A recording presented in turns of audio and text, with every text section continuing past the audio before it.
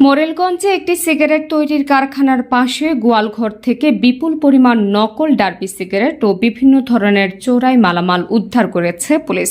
শনিবার বিকেল ৩টার দিকে মোরেলগঞ্জ পৌরসভার সানকিভাঙ্গা গ্রামে ক্রাউন টোবাকো ইন্ডাস্ট্রিজ সংলগ্ন একটি গোয়ালঘর থেকে বাগেরহাটের জেলা গোয়েন্দা পুলিশ প্রায় ১০ লাখ শলাকা ডার্বি সিগারেট ও আরও কয়েক লাখ সিগারেট মালামাল জব্দ করে।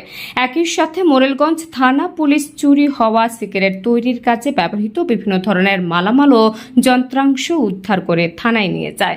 ডিবি পুলিশের পরিদর্শক মোহাম্মদ নজরুল ইসলাম বলেন, বিপুল পরিমাণ সিগারেট উদ্ধার করা হয়েছে। এগুলো নকল ডার্বি বলে মনে হচ্ছে। এ বিষয়ে আইনগত ব্যবস্থা নেওয়া হবে।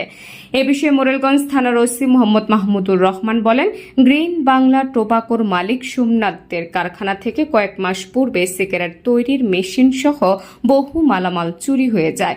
এ ঘটনায় সোমনাথ দে বাগেরহাট আদালতে মামলা দায়ের করলে বিজ্ঞ আদালত মালামাল উদ্ধারের আদেশ দেন।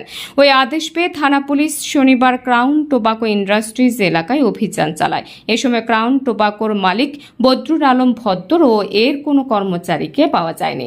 কারখানায় তালা লাগিয়ে সকলে পালিয়ে যায়। একসময় তার ফোনও বন্ধ করে রাখে। ঘটনাস্থল থেকে এসআই উত্তম কুমার জানান, অভিযানে সোমনাথ দের কারখানা থেকে চুরি হওয়া কিছু মালামাল উদ্ধার হয়েছে।